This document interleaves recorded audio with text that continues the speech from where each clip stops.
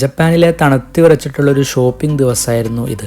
നമ്മൾ കുറച്ച് സാധനങ്ങൾ വാങ്ങാൻ വേണ്ടിയിട്ട് പോവാണ്. ജപ്പാനിൽ നമ്മൾ വർക്ക് ചേഞ്ച് ചെയ്യുന്ന സമയത്ത് സ്വാഭാവികമായിട്ടും നമുക്ക് റൂമും ഷിഫ്റ്റ് ചെയ്യേണ്ടി വരും. ആ ഷിഫ്റ്റ് ചെയ്യുന്ന സമയത്ത് നമുക്ക് ഒരുപാട് സാധനങ്ങൾ കൊണ്ടുവരാൻ പറ്റില്ല എന്ന് വരും. അപ്പോൾ ഇവിടുന്ന് ചെറിയ ചെറിയ മാർക്കറ്റുകളൊക്കെ നമുക്ക് ജപ്പാനിൽ അവൈലബിൾ ആണ്. ചെറിയ പൈസക്ക് സാധനങ്ങൾ കിട്ടുന്ന ഒരുപാട് ഷോപ്പുകളും ഒരുപാട് സെക്കൻഡ് ഹാൻഡ് ഷോപ്പുകളും നമുക്ക് ഇവിടെ ജപ്പാനിൽ അവൈലബിൾ ആണ്. അപ്പോൾ അങ്ങനെ വലിയ വലിയ സാധനങ്ങളൊന്നുമില്ല, ഇതുപോലെയുള്ള ചെരുപ്പും കുറച്ച് സ്റ്റീൽ പാത്രങ്ങളും കയ്യിൽ അങ്ങനത്തെ കുറച്ച് സാധനങ്ങൾ മാത്രം. അങ്ങനെ നമ്മൾ ചെറിയൊരു പർച്ചേസിങ് കഴിഞ്ഞിട്ട് നേരെ നമ്മൾ സൂപ്പർ മാർക്കറ്റിലേക്ക് പോകാമെന്ന് വിചാരിച്ചു. നമ്മൾ വണ്ടിയിൽ പോകുന്ന സമയത്താണ് ഈ ഒരു വ്യൂ നമുക്ക് കിട്ടിയത്.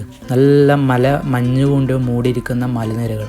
അപ്പോൾ നമ്മൾ നൈസായിട്ടൊന്ന് പുറത്തേക്ക് കാറ് സൈഡാക്കിയിട്ട് ഇറങ്ങിയിട്ട് കുറച്ച് ഫോട്ടോസും വീഡിയോസൊക്കെ എടുത്തു. ഈ ഒരു വ്യൂ നമുക്ക് എപ്പോഴും കിട്ടണമെന്നില്ല.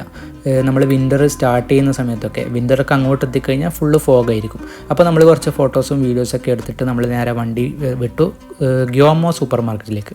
ഇവിടെ നമുക്ക് ഒട്ടുമിക്ക ഹലാൽ ഫുഡ് ഐറ്റംസൊക്കെ കിട്ടും. അപ്പോൾ നമുക്ക് ഇവിടെ തന്നെ ഏകദേശം എല്ലാ സാധനങ്ങളും വാങ്ങാം. പ്രത്യേകിച്ച് ഒരു ഹലാൽ സൂപ്പർ മാർക്കറ്റിലേക്ക് പോകേണ്ട ആവശ്യമില്ല. ഇതൊരു ജാപ്പനീസ് ഷോപ്പ് ആണെങ്കിൽ കൂടി നമുക്ക് ഇവിടുന്ന് ഒരുപാട് ഹലാൽ പ്രൊഡക്ട്സ് കിട്ടും. അപ്പോൾ അത്യാവശ്യം വേണ്ട ചിക്കൻ, പഞ്ചസാര, ബിസ്ക്കറ്റ്, സ്നാക്സ് അങ്ങനത്തെ ഒരുപാട് ഐറ്റംസ് നമ്മൾ വാങ്ങിയിട്ടുണ്ടായിരുന്നു. Anyway, thank you for the 8K subscribers.